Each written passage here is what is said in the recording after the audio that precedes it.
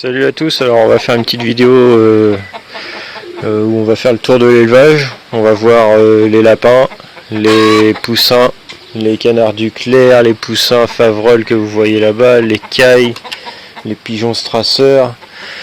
Donc on va voir tout ça, tout le monde a bien grandi depuis. Il y a encore un œuf au niveau des cailles. Je vais le ramasser et je vais les mettre en couveuse. Je vais vous montrer tout ça. Donc sur ce, à tout de suite.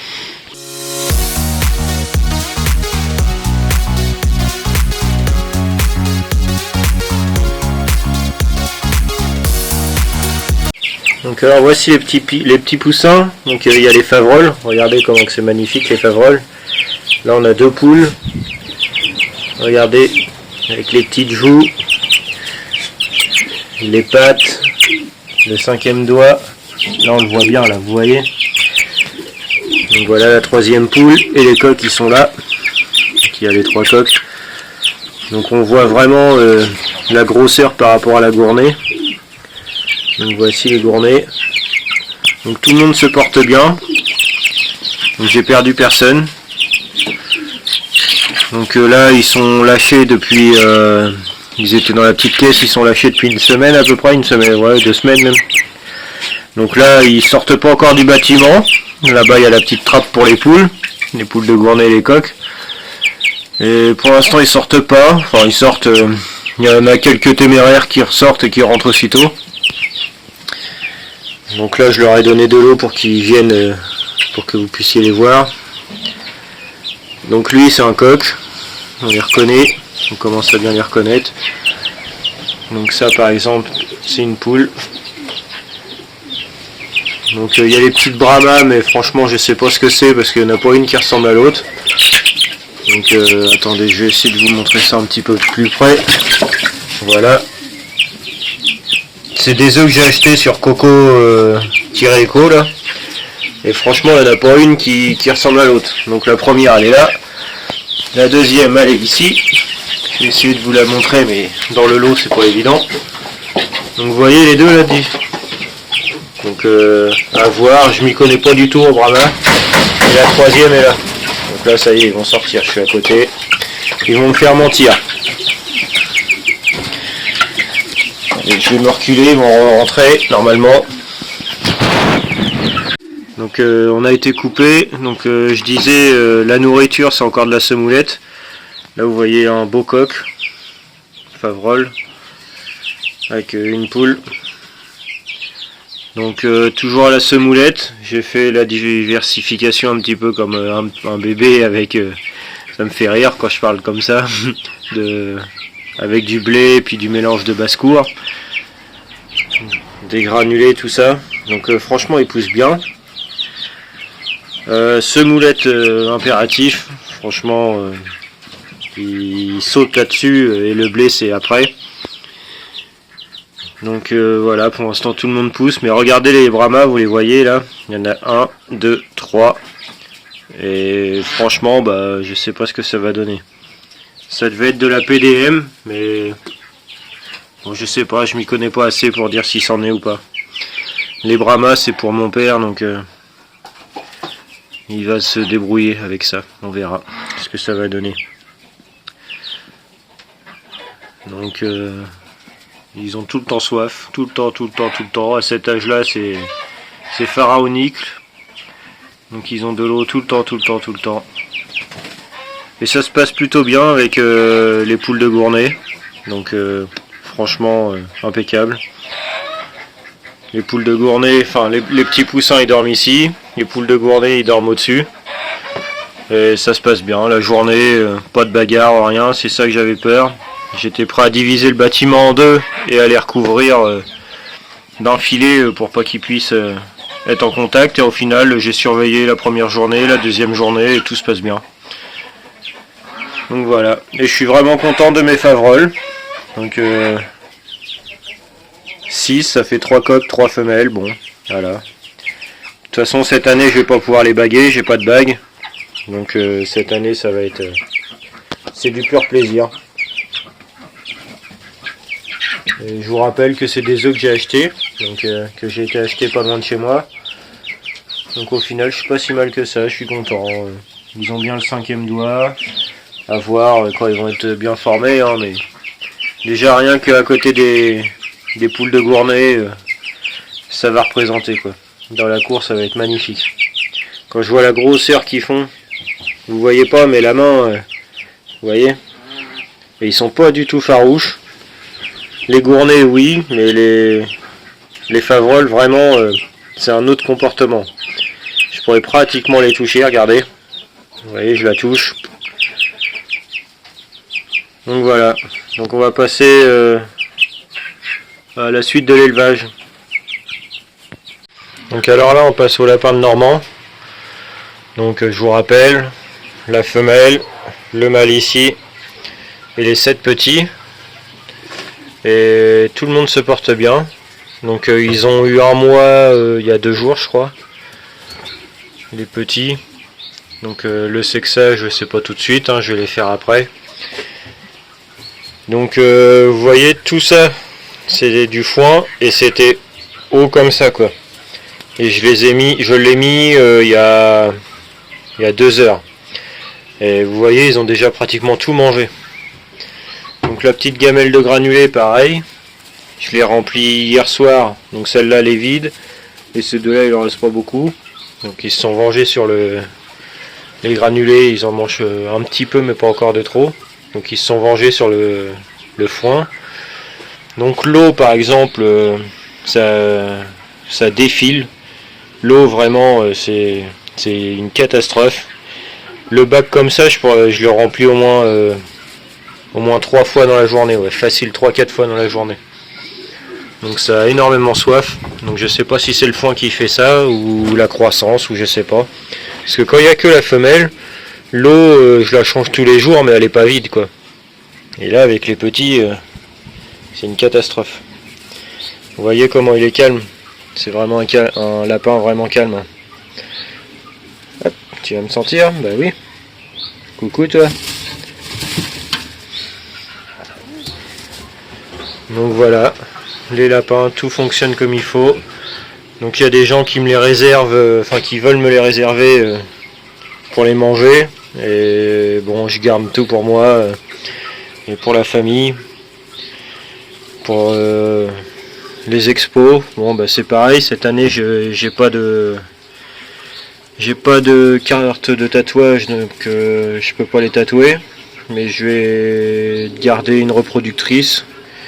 Comme ça, il y aura la mère, le père, et je vais garder une reproductrice et les autres, je vais essayer de les vendre ou de les tuer pour les manger. Malheureusement, ça fait partie aussi de l'élevage, du but, parce que c'est comme ça, quoi. C'est la vie, hein, l'élevage à la campagne.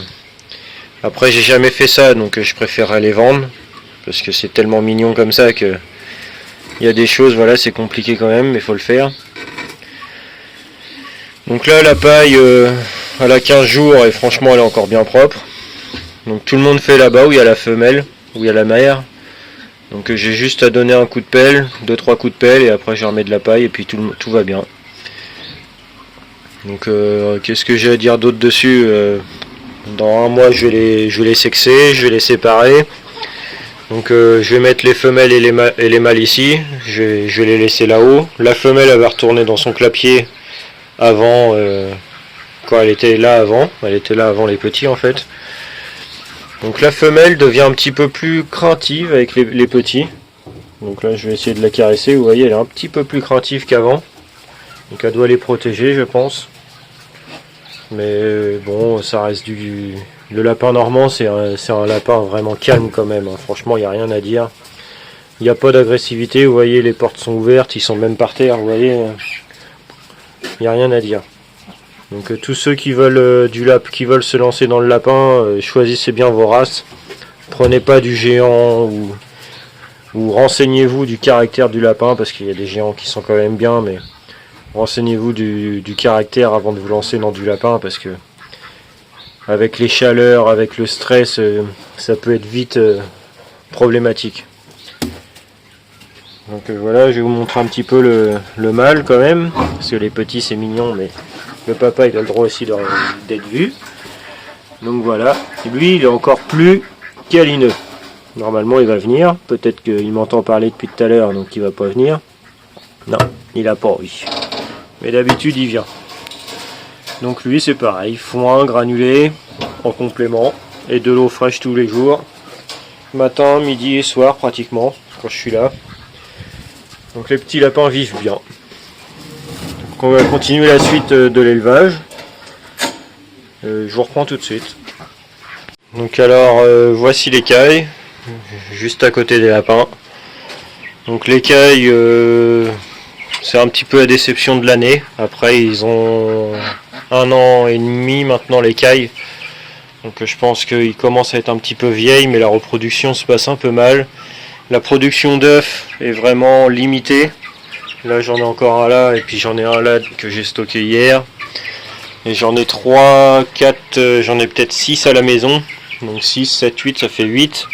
8 œufs là, ça commence à s'activer un petit peu. Mais c'est pas vraiment la grande année quoi. Donc je vais essayer d'avoir des petits quand même. Pour renouveler un petit peu le parc. Après voilà, hein, on va essayer d'en avoir une vingtaine et puis ce sera beau. Comme ça renouvellera pour l'année prochaine.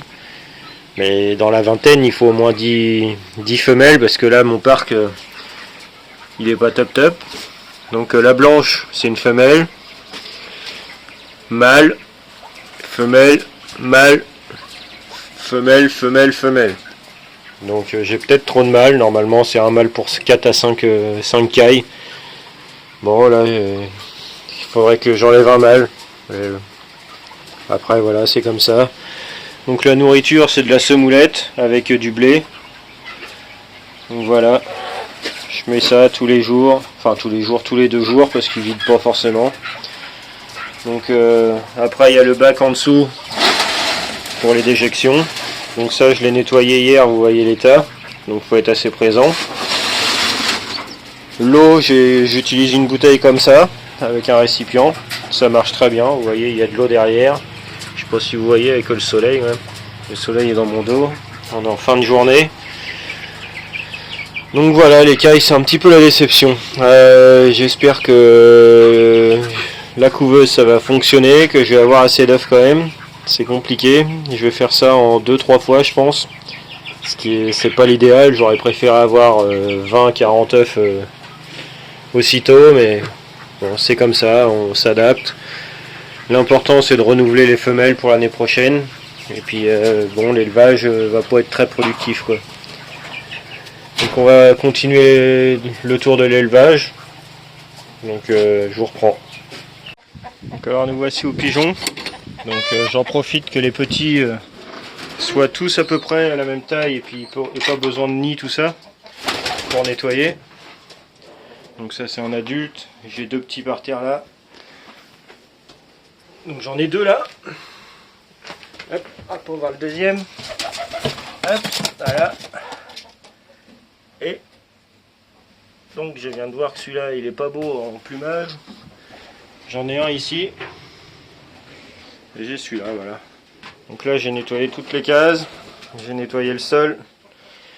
Donc bon, tant qu'il n'y aura pas du béton au sol, ce sera dans cet état-là. Cet hiver j'ai bien envie, enfin il va falloir que je fasse quand même mes bâtiments ici. Ça c'est vraiment l'objectif. Après j'espère que ça va être fait cet hiver. Parce que bon, à court terme ça va, mais c'est quand même pas le top. Donc je vais vous montrer les nids, comment je les nettoie, je les mets dans une bassine, on y va tout de suite. Donc voilà, je mets tout dans la bassine avec de la javel. Et hop, on frotte et tout sera désinfecté, tout sera propre. Donc alors, les nouvelles des pigeons. Donc ça c'est les reproducteurs toujours, je laisse pas les jeunes avec, comme je pense que vous avez compris. Donc les reproducteurs, je suis quand même dans une bonne année. Donc ça c'est un mâle de 2024, de décembre 2024. Donc je vais vous montrer à l'intérieur, vous avez pu le voir un petit peu. Donc je vais vous expliquer. Il y en a déjà 4 de baguets qui sont à l'autre bout là-bas de mon terrain. donc de 2026 qui sont nés depuis de cette année. Après ici j'en ai bagué 2. Voilà. Donc au niveau de la tête ça a l'air pas trop mal. Le départ de front. Après on verra. J'en ai 2 en bas. Et c'est des coupes différents en plus. Donc c'est hyper intéressant pour moi. Donc ceux-là, le couple est quand même pas mal, bien en forme et tout. Donc on verra bien ce que ça donne. Ici je l'ai bagué ce matin. Donc c'était très limite.